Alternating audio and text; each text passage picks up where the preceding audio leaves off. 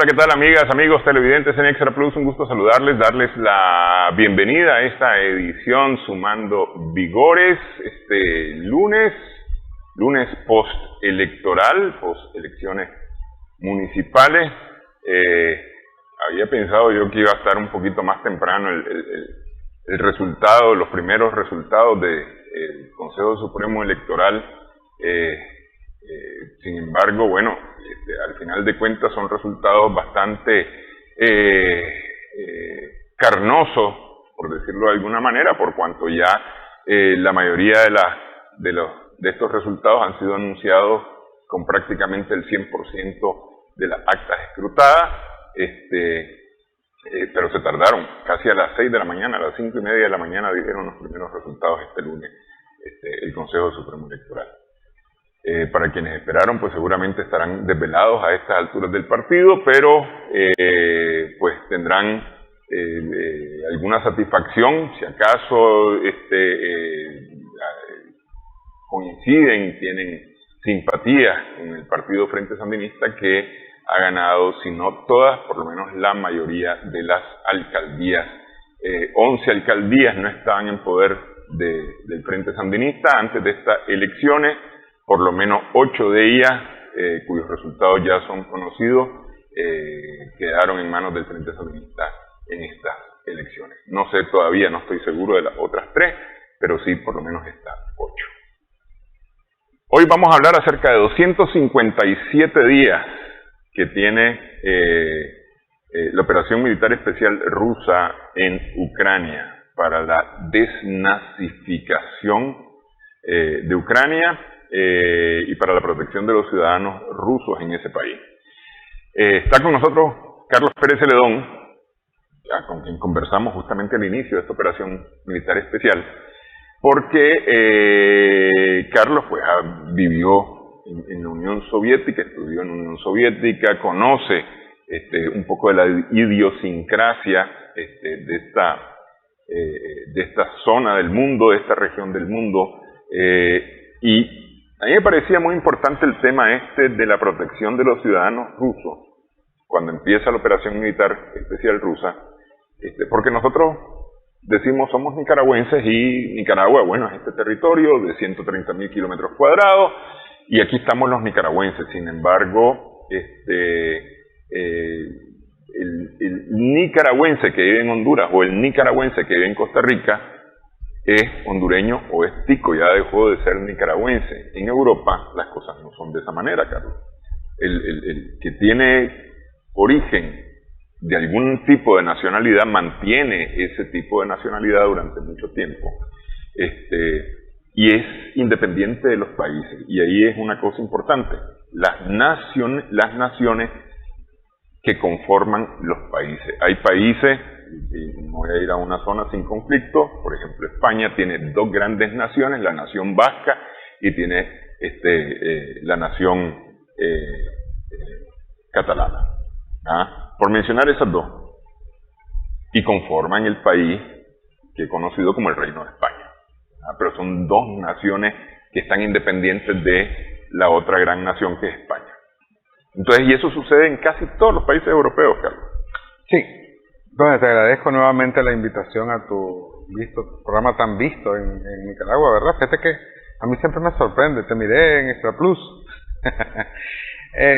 Pues sin ánimo de repetir lo que conversamos hace casi 8 meses, que fue cuando comenzó este conflicto, sí, abordábamos en esa entrevista, recuerdo bien, el tema precisamente de las naciones, y te comentaba yo que incluso más allá de que viven grupos étnicos de origen ruso en Ucrania, la misma Ucrania, desde su existencia como parte de la Unión Soviética, mantenía subdivisiones administrativas, político-administrativas, que contemplaban precisamente la existencia de estos grupos como naciones.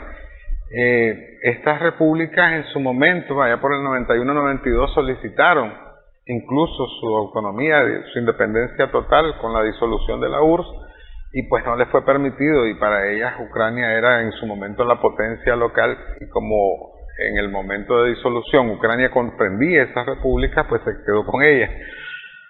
¿verdad? Entonces eso es lo que marca, digamos, el origen de este conflicto en su mayor profundidad. Grupos de rusos que viven en un territorio asignado a Ucrania, en un contexto de paz, en un contexto de una Unión Soviética que nunca esperaba o nunca pensaba llegar al punto de la disolución, y que quedaran, como decimos en buen nicaragüense, como papalotes sin cola, montones de rusos por todos lados. Ahora, que si esto fue producto de, como muchas personas pueden pensar, una ocupación o algo por el estilo, pues no. Lo que pasa es que la Unión Soviética era un solo país, y entonces había movimientos normales dentro del país de diferentes grupos, por cuestiones de trabajo, por cuestión de estudio, y se fueron creando pues comunidades. Hasta por asuntos personales, porque había, por la razón que sea, se casaban con uzbecas, con kazajas. Exactamente. Entonces, sí, es parte, digamos, fundamental que hay que entender, que hay que comprender, tratar de comprender para entender la magnitud del conflicto, ¿verdad? El otro tema que abordábamos en esa entrevista de hace casi 8 meses, no te estoy reclamando por lo tardío de la segunda invitación. No está reclamando, pero valga el reclamo, ¿verdad? El otro tema ahí tocábamos en ese momento era no solo esto de las naciones y las etnias, sino lo de derechos humanos, que a partir de lo del Maidán, el gobierno... En el 2014, el gobierno ucraniano del momento comenzó a prohibir el uso del idioma ruso en esas regiones donde la gente mayoritariamente es rusa, en las escuelas, en la televisión. Entonces, porque el ruso era un idioma oficial hasta ese momento, hasta el 2014. Entonces, todo esto genera pues lo que posteriormente se convirtió pues en un conflicto bélico de rebeldía, secesión, búsqueda de autonomía, independencia por la arma, pero fueron arrinconados los rusos a esto. Después, 8 años de esa tirantez bélica, digamos. ¿Te acordás incluso el derribo del avión Malazo? Y todo esto sucedió pues porque habían grupos armados rusos, étnicos, ucranianos, armados, tratando de obtener su independencia. 8 largos años significaron miles de muertes que pues como dije en ese momento y lo repito, a nadie le importaban porque eran rusos y la rusofobia venía creciendo. Entonces de repente llegó a un punto, precisamente hace casi 8 meses, en que Rusia se ve, digamos, hasta cierto punto obligada a intervenir, obligada a actuar, tanto por el hecho de defender a sus hermanos. Pero fíjate que ese punto yo no lo coloco 8 meses atrás, lo coloco 2 meses atrás, o 1 mes y medio atrás, cuando después de la consulta sobre ser o no ser rusos en la región del Donbass. Sí. Más bien ahí colocaría, porque hay decir, más bien aquí me parece a mí que hacia febrero de este año está el tema del deseo de Ucrania o el anuncio de Ucrania de querer adherirse a la OTAN, más que lo que sucedía con los ciudadanos rusos en Ucrania. Estaba el deseo de Ucrania de adherirse a la OTAN. Claro. Lo que implicaba que todo Claro. Pero es que estábamos hablando así. Y también lo dijimos, vamos, sí. no repitamos la entrevista completa, pero hablábamos de los acuerdos de Minsk, donde estaba planteado que estas repúblicas, o estos grupos siguieran perteneciendo a Ucrania, pero con un respeto a su integridad, a su nacionalidad, a todos sus derechos humanos. Cultura, sí. Y es hasta que, como te digo, se derrama el vaso, se desborda el vaso con esto de las muertes y cosas que se descubrieron posteriormente, ¿verdad? Que Rusia viene y reconoce a estas repúblicas como ya independientes y como parte de Rusia. Entonces eso sucedió más recientemente, ¿verdad? Pero por eso te decía yo que el tema de eso esperó durante todos estos 8 años, del 2014 al 2022, porque existía ese compás, ¿no? De negocien, arréglense entre ucranianos, hagan las paces, respetarle los derechos a estos ciudadanos, como la gente lo quiera ver, ¿verdad? Pero eso era lo que estaba promoviendo Rusia desde los acuerdos de Minsk, ¿verdad? Y fue lo que Ucrania nunca respetó. Entonces llegó el punto en que, como te digo, y lo dije en ese momento, algo sabía Rusia. Posteriormente, en el transcurso de esta operación militar especial, nos damos cuenta, laboratorio de armas químicas, ¿verdad? Que es reconocido por la Nuland en el Congreso, y que dice ella que teme por lo que puedan hacer los rusos con las cosas que estábamos fabricando ahí. Serán buenas cosas. Y fíjate que ese es un tema interesante, porque ya ves que en Naciones Unidas, planteado ante el Consejo de Seguridad de Naciones Unidas que se abre una investigación sobre este tema, funciona muy bien el veto, y fue el veto de Estados Unidos principalmente a que se haga esa investigación. Pero es decir, el hecho está y debería de investigarse. Entonces, mira los paralelos que no nos gusta hacer, porque te decía, nosotros desgraciadamente los seres humanos somos muy dados a tomar bandos en los conflictos, cuando no debería de ser así. Uno debe ser imparcial para tener un criterio, tener un juicio lo más balanceado posible. ¿Por qué atacamos Irak? Los norteamericanos, porque tenían armas de destrucción masiva. ¿Encontraron armas de destrucción masiva? No. Nos equivocamos, dijo la CIA, no había. Fíjate que no, ups. Sí. Luego de haber destruido todo el país. En el caso que estamos analizando, fue absolutamente lo contrario. Yo te comenté, en esa entrevista, yo creo, mi hipótesis es que se sabe de algo que hay ahí y tuvo que hacerse ese ataque. Aparecieron los laboratorios de armas químicas. ¿Viste? Y es reconocido por los norteamericanos. Laboratorios que incluyen estudios sobre COVID, ¿verdad? Y no necesariamente para COVID, sino todo lo contrario. Entonces yo creo que con este preámbulo, ¿verdad?, podemos empalmar. Correcto. Entonces llegamos al día 257 del inicio de la operación militar, y ha pasado, pero cualquier cantidad de agua bajo el puente, ¿verdad? Y de eso vamos a hablar. Pausa ahora en esta edición, Tomando Vigores en Extra Plus. Conversamos con Carlos Pérez Celedón.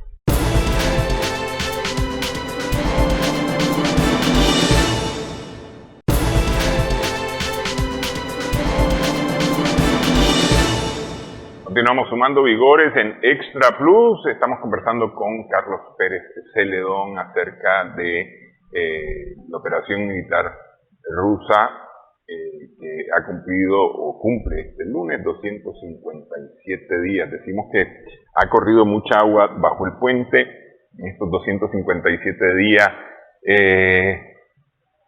Una inflación a nivel mundial que en algunos lugares está pasando ya hacia los 2.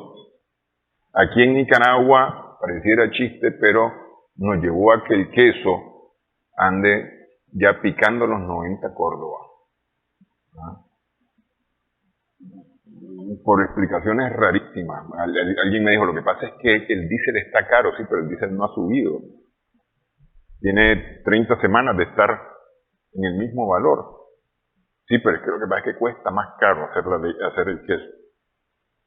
A lo mejor se trata de los insumos, pues vamos a suponer que son los insumos, los agroquímicos, alguna cosa de esta que sí ha subido de valor, pues. Sí, en la economía global se produce siempre un efecto dominó, y el tema de los combustibles aquí ha estado paralizado, pero no siempre a favor del usuario final, del productor. En algunos momentos y en algunos países ha fluctuado, e incluso en este momento, por ejemplo, me consta que en El Salvador y en otros países centroamericanos el diésel es más barato que en Nicaragua. Entonces hay una acumulación también de esos costos excesivos, que llega un momento en que vos tenés que buscar cómo recuperar dinero porque no estás ganando. O sea, no ganabas y seguís sin poder ganar. Entonces el congelamiento de los precios en el caso de Nicaragua no necesariamente ha sido siempre a favor. E incluso en algunos de tantos programas hablábamos, sin ser muy experto en economía, te decía yo, que el tema de la inflación bien manejado puede llegar a ser incluso positivo para una economía. Y nosotros tenemos muy poca flexibilidad en el manejo de la moneda y en el manejo de la inflación, porque tenemos un sistema de deslizamiento que te acumula. Y que según los economistas es un sistema que ya debió haber sido desechado. Estaba programado a desecharse desde como el 2005, 2006, por ahí, pero es cómodo, de alguna manera es cómodo porque te permite calcular a futuro los precios y esto y lo otro, pero te mantiene también la economía muy restringida, con muy poca facilidad de movimiento. Entonces, bueno, sí, el problema de la crisis provocada, como ocasionada por esto, es ese, pues, que de repente, ¿te acordás de aquel famoso efecto mariposa, aletea una mariposa, y aquí está el tsunami, o el huracán? Es lo mismo en economía, pues, o sea, sí, efectivamente, las crisis económicas que está energética que está pasando Europa repercute de alguna manera en lo que pasa con Estados Unidos, que está involucrada directamente y está metiendo grandes recursos en esa guerra. Al final alguien lo tiene que pagar y casi siempre lo terminamos pagando todos los demás que no tenemos nada que ver. Entonces es eso, pues sí, efectivamente, como producto de esa guerra, aunque no lo veamos claramente y aunque no lo logremos entender a ciencia cierta, pues así es como funciona la economía. Es producto de las sanciones, decenas de sanciones, casi centenares de sanciones contra Rusia, o es más de 10.000. Más de 10.000 sanciones. O es el tema de alguien tiene que pagar esta guerra. Es el tema de que sí, alguien tiene que pagar esta guerra por un lado, pero también el tema de la ley famosa que... Es decir, cuando digo, perdón, discúlpame, Carlos, cuando digo alguien tiene que pagar esta guerra, digo alguien tiene que financiar, poner plata para esta guerra. Sí, yo discutía mucho con el fallecido, en paz descanse, Cornelio Hoffman, que el capitalismo no es un juego de suma cero, me decía él, porque yo siempre le decía que pasa esto, como en el monopolio, ¿no? Si alguien agarra dinero, el otro lo tiene que perder necesariamente. ¿Ves? Sí, entonces es un poco de esto, pero también te quería comentar el tema de la conocida ley de oferta y demanda, que no es ninguna ley, ¿verdad? Pero que, bueno, hay en estos procesos movimientos de dinero importantes alrededor del mundo. Entonces, donde se comienza a captar dinero, de algún lado sale ese dinero.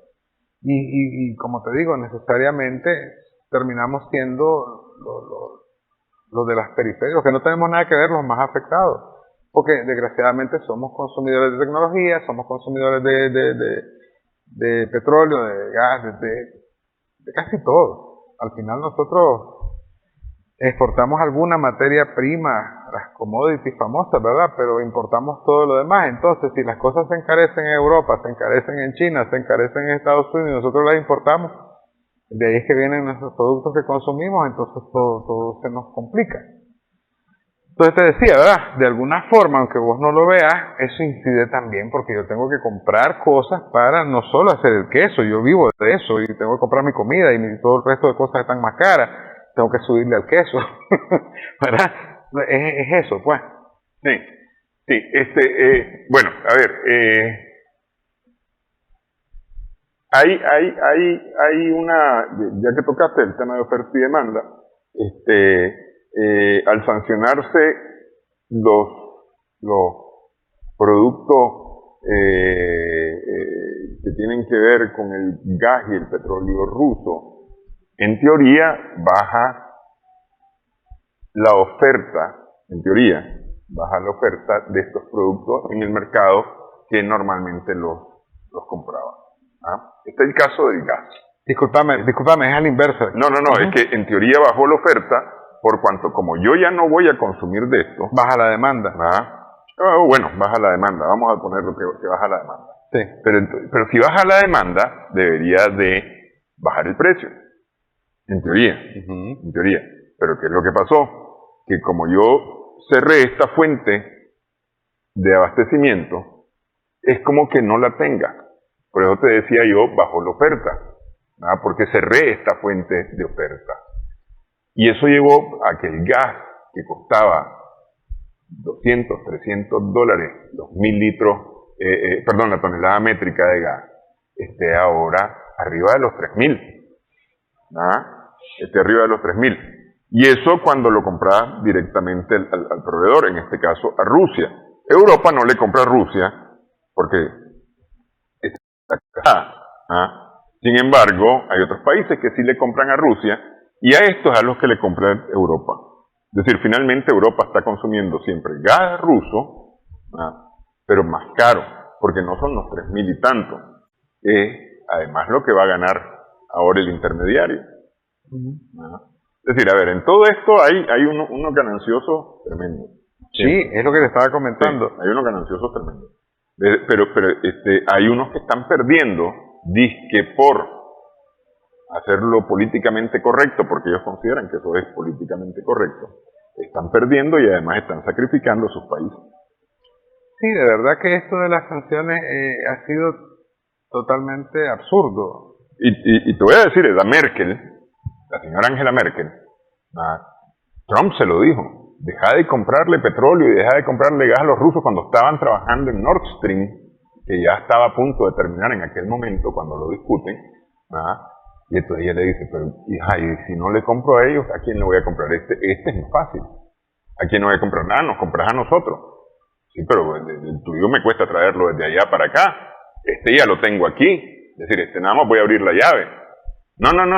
Es que si vos querés ser mi amiga, es decir, estoy parafraseando, ¿no? Si vos querés ser mi amiga, tenés que comprarme a mí el gas y dejar de comprarle a los rusos, porque ¿cómo le vas a comprar al enemigo? Sí, ese es uno de los temas subyacentes de la guerra, pues, que decía la vez pasada, estos son también intereses económicos enormes, grandísimos, ¿verdad?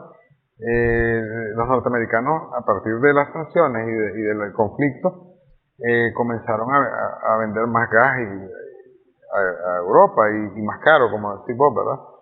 Y entonces el fenómeno es curiosísimo, porque fíjate que si vos mirás el intercambio comercial con Alemania, por ejemplo, se ha reducido la cantidad o el volumen de gas que se le compra a Rusia en un 30, 40%, cualquier cantidad. Pero el valor real de esas transacciones solo se ha reducido en un 3%. ¿Por qué? Por el aumento del precio. Por el aumento del precio. Entonces, ha sido bastante, digamos, hasta este momento, el efecto de las sanciones por este lado no ha sido el que esperaban, pues. Ha sido más bien como pegarse un balazo en el pie del cazador, ¿verdad? O sea, ellos mismos están sufriendo las consecuencias de las sanciones y Putin en su momento se los advirtió, ¿verdad? Y cuando necesiten leña también tenemos, también se las podemos vender. Pero no se la van a comprar. Pero vos sabes cómo que es esto, cómo lo veo yo, es decir, una familia y el hijo se portó mal y entonces habían planificado que iban a salir a pasear. Entonces castigan al hijo y le dicen no vas a ir a pasear, pero no hay con quién dejar al hijo en la casa, entonces todos se quedan a la casa y ninguno salió a pasear al final. Todos están sancionados. Todos quedaron castigados por lo que el hijo hizo, al final de cuentas. Bueno, eso por un lado, ¿verdad? Después, el otro tema interesante ahí es el surgimiento de lo que decías vos, nuevas relaciones, y lo decíamos en la entrevista pasada. El tema con Rusia es muy complicado. ¿Por qué? Porque nosotros desde este lado del mundo tenemos esa visión, digamos, con anteojos de caballo cochero, ¿verdad? Para nosotros el mundo son los Estados Unidos y Europa. Pero ahí está China, un mercado que es inmenso, la India, otro mercado que es inmenso, Brasil, Turquía, que está en la Unión Europea, pero y lo hemos comentado antes en otro programa, que es un cuerpo extraño en Europa, ¿verdad? Turquía. A ese no le importa nada, está haciendo negocios con Rusia. Entonces hay ganadores y perdedores en eso. Europa está perdiendo, Rusia no está perdiendo. O sea, está en problemas, pero con estos aliados, mercados gigantescos, estamos hablando de Brasil, China, la India, ¿de qué poblaciones estamos hablando? De una tercera parte del mundo. De esa cantidad de gente estamos hablando. Sí, ya ves, creo que en la India se duplicó la exportación de gas ruso a la India. El crecimiento es increíble, 200 y pico por ciento, con China por ahí 100 y pico por ciento, con Turquía 190%, con Brasil casi el 100%, 160%. Y como te digo, no hablamos de cantidades pequeñas de cosas, Sí. hablamos de cantidades serias de cosas. ¿Que le vende más barato? Bueno, no importa, pero por volumen recupera Rusia. Entonces, ha encontrado la manera de... ¿Funcionan las sanciones? Voy a dejarte la pregunta para después de una pausa en esta edición. Estamos sumando vigores en Extra.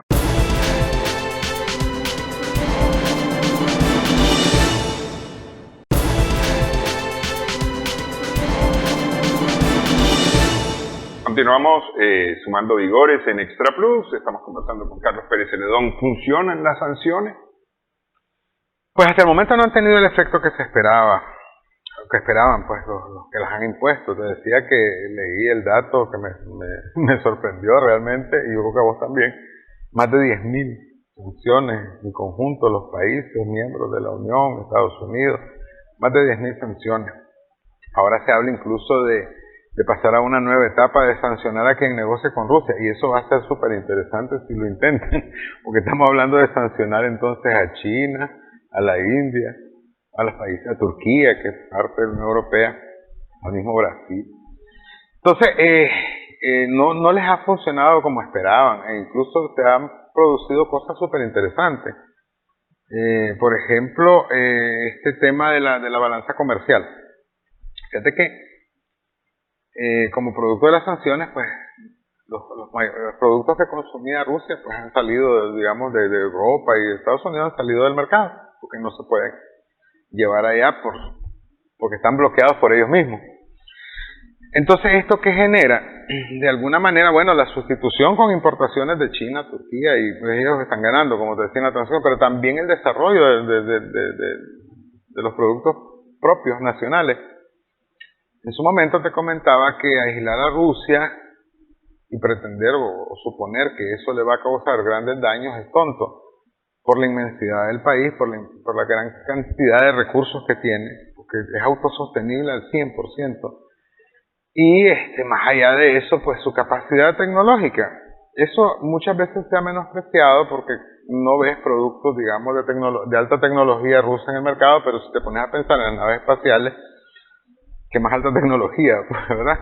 Y si te pones a pensar en, por ejemplo, cómo enfrentó la pandemia del COVID, en sus propios laboratorios sacó su propia vacuna, que se la reconocieron o no, les valió pichinga, ellos la implementaron y le hicieron frente al COVID, tienen esa capacidad de reacción. Entonces, leía hace poco que el buscador ruso, digamos, por excelencia, el Google de Rusia, Yandex, está, por ejemplo, sacando sus propios ya modelos y diseños de Smart TV, con una sustitución del sistema Android. Que también te dicen, los rusos son los hackers del mundo. Pues, la tecnología no es un problema tampoco para ellos. De repente, fíjate que, mal que bien, está estas sanciones nivelando su balanza comercial, como te digo, y provocando un resurgir de la producción interna de muchas áreas que no eran necesarias porque se compraban, ahora hay que producirlas, pues. Y así. Sí, ¿no? Y industria hay, suficiente industria como para poder producir. Hay capacidad tecnológica, hay industria de lo que fue la URSS. Te digo, la calidad o la estética en su momento en la URSS no era la mejor, pero se cubría la necesidad. Refrigeradores, televisores, grabadoras, lo que quisieras, pues se producía ya en cantidades suficientes para que cada quien tuviera algo en su casa. Sí. Ahora, mira, alguien decía que el gran problema es imponer castigos económicos para resolver problemas políticos. Al final de cuentas, todo esto, algo de político tiene, mucho de económico tiene, y lo repito de la misma manera, algo de político, pero mucho económico tiene. El problema que hay con Rusia, porque aquí no hay un asunto ideológico, es decir, aquí no están, aquella guerra, la Guerra Fría, que era Occidente versus el comunismo, el capitalismo versus el comunismo, no existe. Rusia ya no es la amenaza comunista que fue la Unión Soviética para Occidente, o que Occidente decía que era su amenaza. Más bien Rusia se ha insertado en el comercio mundial, en las formas del mercado mundial, en los sistemas mundiales. Por lo tanto, es decir, políticamente, ¿qué está exportando Rusia políticamente? Para hacer una amenaza. Bueno, un poco la independencia del mismo sistema. De alguna manera, sí, hay un componente. Bueno, es que la economía política, la economía también es política, o sea, genera toda una dinámica política, un modelo económico, el capitalista. Entonces sí, de alguna forma hay una pugna por el control hegemónico del mundo. Eso es real. Te decía también alguna vez que, sin caer en las teorías conspirativas, sí hay grandes titiriteros montados en estos asuntos que nosotros, pues, simples mortales, nunca vamos a conocer sus nombres y sus apellidos. Pero como decís vos, el trasfondo no es propiamente ideológico, es económico, bastante económico.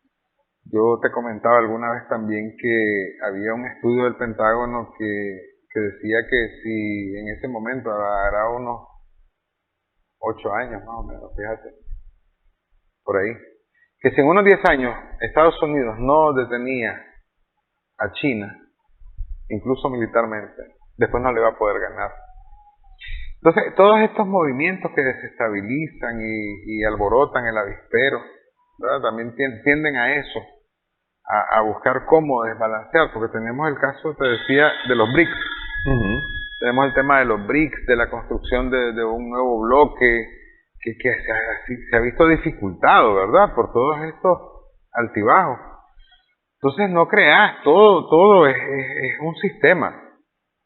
Todo un sistema estas desestabilizaciones, en algún momento te decía yo, no dudes que todo este proceso, incluyendo el Maidán y eso, ¿verdad?, pretendió desde un inicio llegar a este punto, porque en el 2010 y durante mucho tiempo la Unión Europea pretendía aliarse estratégicamente con Rusia, ¿verdad? Pero desde el tiempo de la Primera Guerra Mundial e incluso en esa época se planteó la tesis de que había que mantener a Rusia alejada de Alemania y que había que tomar posesión del corazón de la tierra que está ahí, te decía yo, en Rusia. Ese fue en la primera. Sí, en la primera. En la segunda ya era la amenaza comunista. Porque la excusa siempre hay que buscarla, pero el trasfondo es, imagínate, pues, hablemos claro, que si Europa no le tuviera que comprar a Rusia ese gas y esos recursos que necesita, sino que los pudiera extraer,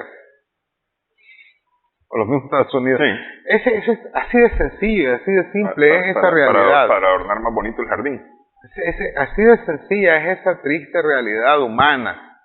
Decía yo, ¿verdad? Esa voracidad de nosotros, ese ánimo de explotar todos los recursos de la tierra. El 50%, te decía, de los recursos de la tierra están ahí, a disposición de quien los pueda tomar. Entonces, todo esto redunda en la existencia de la OTAN, el rodear a Rusia, neutralizar la capacidad bélica de Rusia, supuestamente y con la excusa de defendernos de Rusia, pero al mismo tiempo, ¿qué significa? La acorralo y la dejo expuesta para que en cualquier momento, por cualquier excusa, le caigo encima y no se pueda defender. Entonces, ¿cómo Rusia puede hacer valer su calidad de potencia, primera potencia mundial en términos militares, bélicos, por su arsenal nuclear y eso, si permite que se lo neutralicen? ¿Y cómo se va a defender? Después nosotros con quejarnos en Twitter, en Facebook, y decir, fíjate que era cierto, lo que querían era fregar a los rusos, no les vamos a resolver su vida. Entonces te decía yo, no se trata de justificar una acción que es probablemente condenable desde cualquier punto de vista, como es provocar una guerra, pero que es comprensible desde la perspectiva histórica, desde las relaciones geopolíticas de poder que se han establecido desde la forma de ser de los seres humanos. O sea, si yo no me, ¿cómo decía aquella máxima latina? Vis pace para bellum. ¿Verdad? Entonces, llegó el punto en que, y esto es importante destacar, realmente el mundo, la humanidad está en este momento, y lo decías vos en ese programa que platicábamos, montado en un polvorín, y con dos locos con las antorchas en la mano para pegarle fuego. Sí. En cualquier momento nos vamos a la porra. Pero mira, a ver, Rusia representa los recursos, pero igualmente tiene recursos, y voy a mencionar solamente a los países BRICS, ¿ah? Igualmente tiene recursos China, ¿ah? E igualmente tiene recursos Brasil, porque no afilar o enfilar los cañones hacia China ya están, ¿no? Pero por ejemplo hacia Brasil, hacia Sudáfrica, hacia la India. Por la debilidad incluso, si vos querés, económica de la misma Rusia. Rusia no es una potencia económica del nivel de China, ni de Brasil, ni de la India. Rusia estaba en su momento, creo que como la octava potencia mundial, casi al nivel de Italia, o europea, un poco de equivocar, al nivel de Italia, es la economía de Rusia, a pesar de su enorme, de su tamaño. Entonces de eso se trata. ¿Por dónde se rompen las cadenas? Por los eslabones más débiles. Y aunque Rusia tenga el nivel de primera potencia mundial militar, no es la potencia económica que compite con Estados Unidos como lo es China. Y te explicaba que había que romper a China. ¿Y cuál es el sentido de las guerras proxy? Desgastar al adversario sin perder vos mucho en el proceso. Ahora los norteamericanos están perdiendo mucho dinero, pero las vidas las están poniendo los ucranianos y los rusos. Los rusos se están desgastando con su dinero, ¿verdad? Patrocinan esta guerra, como te digo, y la promueven, la patrocinan, y entonces están en guerra contra Rusia, Estados Unidos, la Unión Europea, la parte de la OTAN, y los ingleses, los Reino Unido.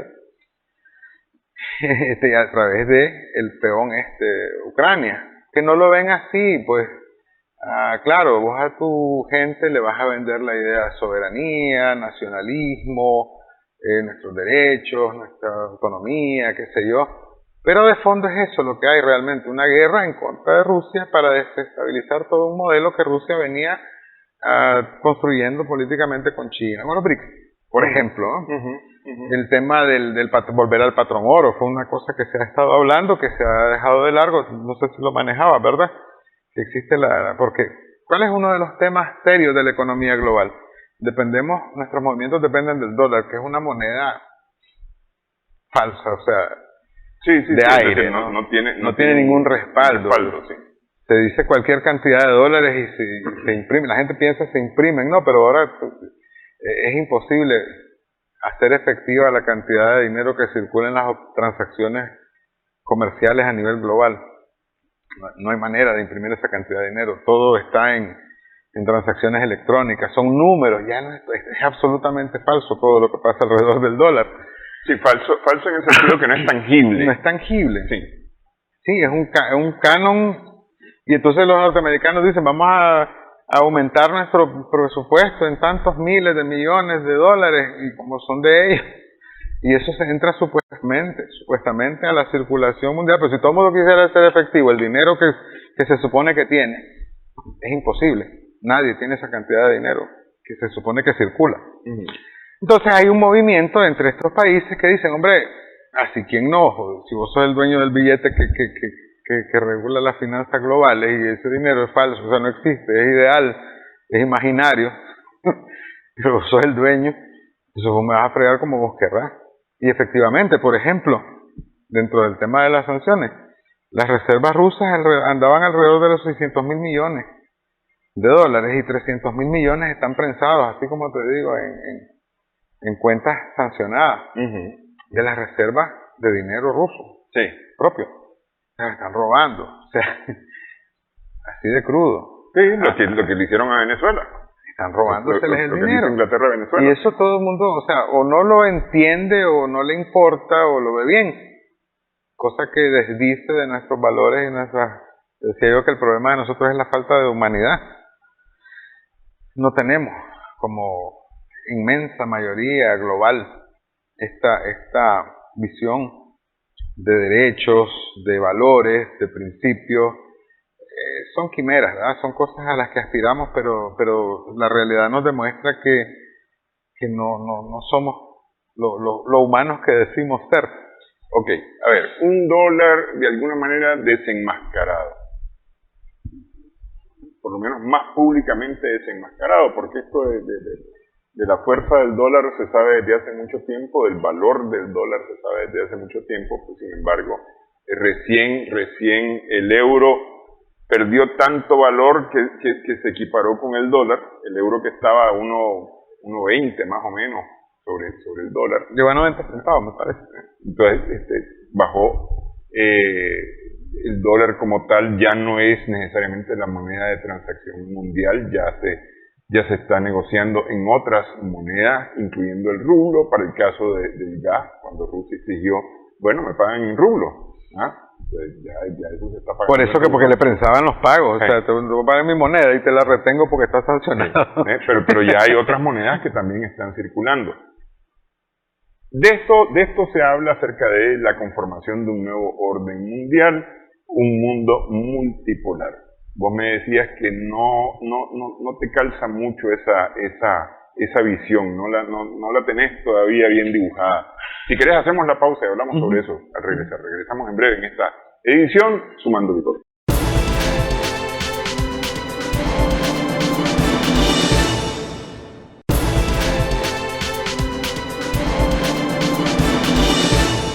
Continuamos sumando vigores en Extra Plus. Diversos analistas opinan que estamos ante el nacimiento de un mundo multipolar, es decir, Estados Unidos va a perder su hegemonía única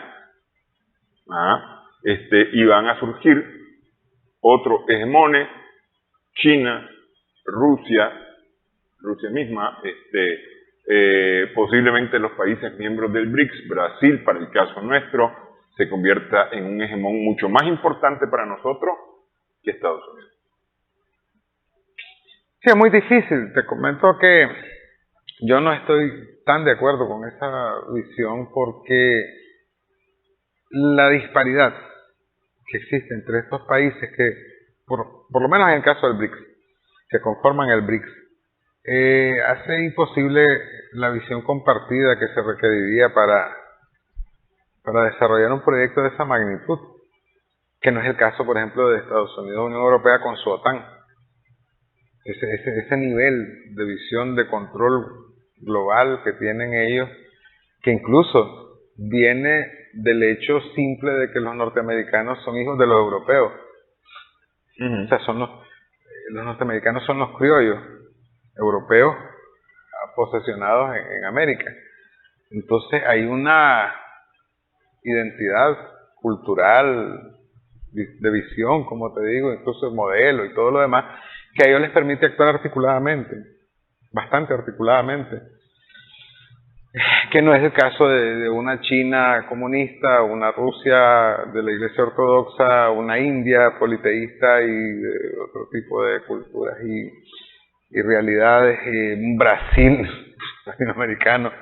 Es muy complejo lograr una articulación del nivel que se requiere para poder hacerle frente a esto. Pero es que vos lo estás viendo a los BRICS todos juntos haciendo un segundo hegemón, y aquí más bien se está hablando de varios hegemones. Y lo que nos está demostrando la realidad es que en ese sacar manteca, ¿verdad? Mira, hablábamos de la situación de las sanciones y de la proyección de cómo esto afecta a Rusia y de las posibilidades que tiene Rusia de sobrevivir a esto, ¿no? Pero te comentaba que vienen está hablando ya de una segunda fase de las sanciones cuando vamos a entrar a sancionar a quienes negocien con Rusia.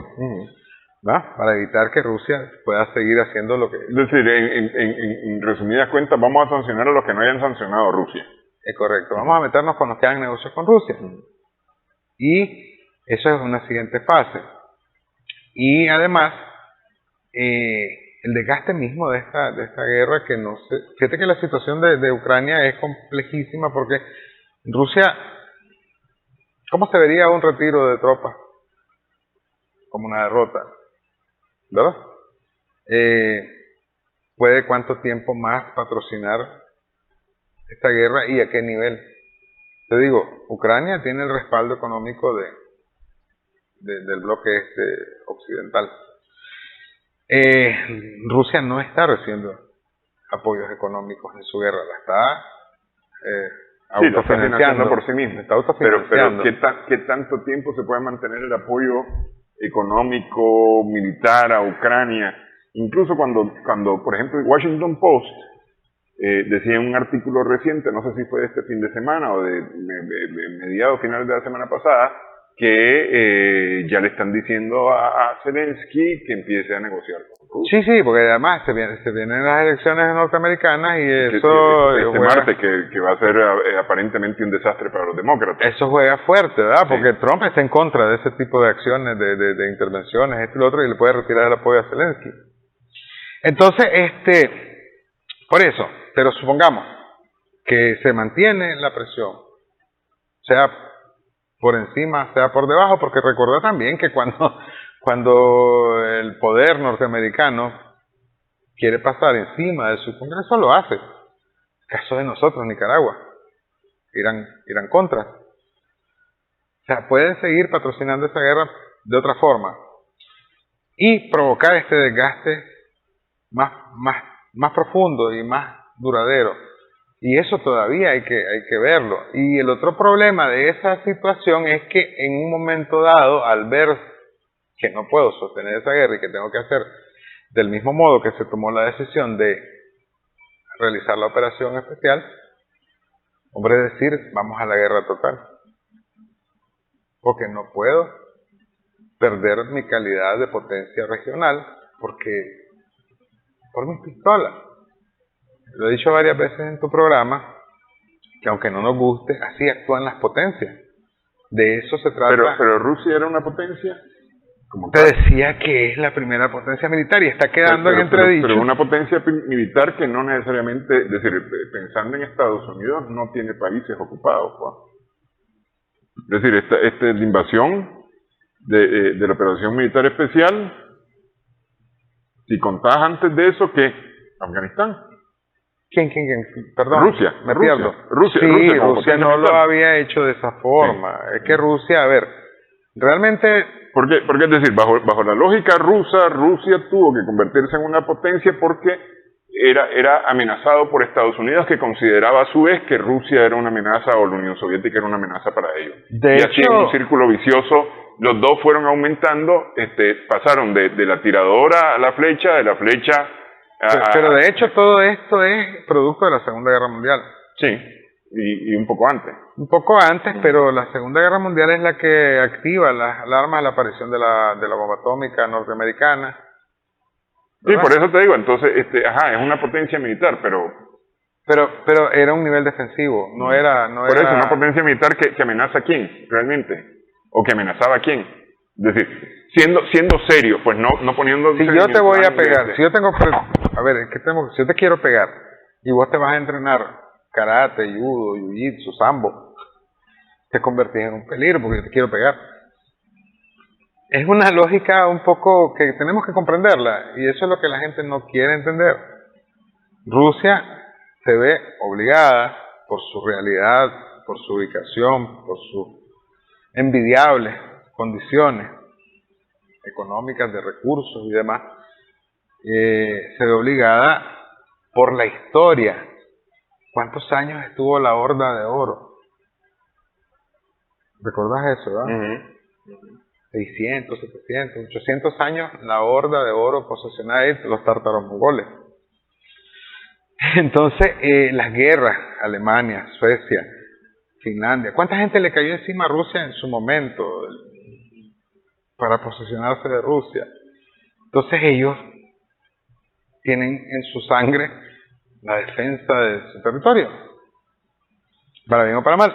Ahora, ¿quién inventó los ataques preventivos cuando un país o un grupo represente una amenaza para mí? 2002, Estados Unidos. Ahí se crea la política internacional a través de la cual una potencia puede realizar un ataque preventivo a un país que considere un peligro para su existencia. Y se dio la invasión de Irak en el 2003. Entonces, nos guste o no, eso es así. Así está planteado el mundo en este momento. Sí. Pero entonces voy a volver ahí al inicio. Esto podría implicar realmente realmente el camino hacia un mundo multipolar, es decir, un mundo donde Rusia puede llegar a ser un polo, China un segundo polo, la India, es decir, pensando en los BRICS, Sudáfrica, Brasil, pueden ser polo, es decir, ya no necesariamente todo el polo es Estados Unidos. Pues desgraciadamente la parte consumidora del mundo, digamos, la parte que maneja el grueso de la economía sigue siendo Estados Unidos y Europa. Entonces ese es un problema. Ahora mismo se está dando este acomodamiento que ya viene dándose hace décadas. Esto de los BRICS no es de ahora. Sí. Pero tenemos como antecedente la Organización de Países Alineados, por ejemplo. La CEI, la Comunidad de Estados Independientes posterior a la URSS. Entonces, pues tendrá que caminar tenemos que darle su recorrido, pues, pero como te digo, a mí lo que me preocupa realmente en este momento, pasado todo este tiempo, ya estos más de 8 meses de conflicto, es que Occidente se la siga jugando a desgastar a Rusia. Y que Rusia se vea otra vez acorralada a tomar una decisión como podría ser, por ejemplo, lo de la guerra total. Hombre, se acabó el frito, ya, voy a tomarme Ucrania completa. Tiene capacidad militar para hacerlo. Mucha gente y muchos analistas de a peso del puño creen que Rusia está mostrando debilidad porque no ha tomado, se le resiste Ucrania. No comprenden que dentro de todo lo que pueda estar pasando ahí han sido naciones hermanas, son descendientes de una misma raíz y mal que bien se trata de hacer el menor daño posible para que no queden esos rencores a perpetuidad, ¿verdad? Pero puede llegar un momento, como te digo, en el que ya no haya otra salida más que si me van a seguir atacando desde Ucrania, van a seguir apoyándola militarmente para que me mantenga bajo presión y con la amenaza permanente de que entre la OTAN, mejor me la tomo. Y ya, y se acaba el pleito, ¿verdad? ¿Y qué vas a hacer? ¿Qué va a hacer Europa? Entonces ahí es donde está el peligro real de lo que sigue, que te decía yo que podría ser entonces una locura ya de tipo nuclear incluso. ¿Ves? Porque ¿cómo reacciona Rusia a un ataque directo de la OTAN? Y entonces ver qué misiles van a pasar el escudo y ver dónde pegan y ver cuántos mueren y ver si se negocia después de eso. Ok, mira, ya me pusieron la seña del final del programa. Sin embargo, una pregunta. ¿Los países nórdicos, Finlandia, Noruega, Suecia, representan una amenaza tal? ¿Representaba, según Rusia, Ucrania una amenaza para ellos? Yo pienso que no. Primero, es que la amenaza parte de ese mismo origen común, Bielorrusia, Ucrania, los grupos eslavos. No hay peor cuña que la del mismo palo, decimos nosotros, ¿verdad? Entonces es moralmente devastador. ¿Vos te imaginas que tu hermano, que alguien que vos considerás de tu linaje, de tu sangre, sea tu enemigo declarado a muerte? Sí. Y que te mantenga una pistola en la cabeza.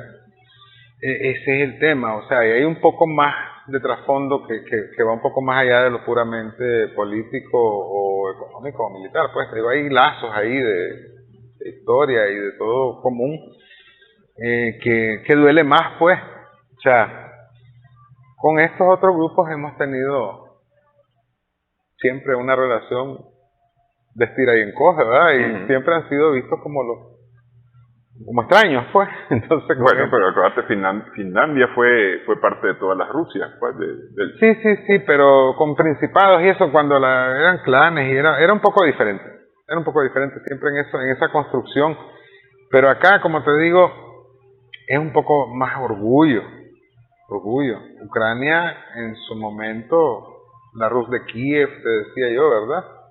Se considera parte del origen de la misma Rusia, no el origen, pero parte de lo que ahora conocemos como Rusia, y la vinculación es tal, pues que te digo, no sé cómo te sentirías vos que un hermano tuyo te alíe con tu enemigo y le diga, ponete aquí, pues, tu arsenal para que le volvemos riata. Entonces, y la misma Segunda Guerra Mundial, vos sabes, con lo de Juan Bandera, los grupos que hay cosas ahí que levantan roncha, decimos nosotros, ¿verdad? Sí. Y que no es lo mismo, pues, o sea, sí, pues, desde la perspectiva de ponerme armas alrededor, sigue siendo claro, por supuesto, pero es como que lo espero. Sí. Pero con este primo hermano yo no esperaba que hiciera eso y no quiero que lo haga. Sí, bueno, en fin. Gracias, Carlos, por esta platicada. Gracias por la invitación. Gracias a nuestras amigas, amigos televidentes por su sintonía en esta edición, sumando vigores en esto.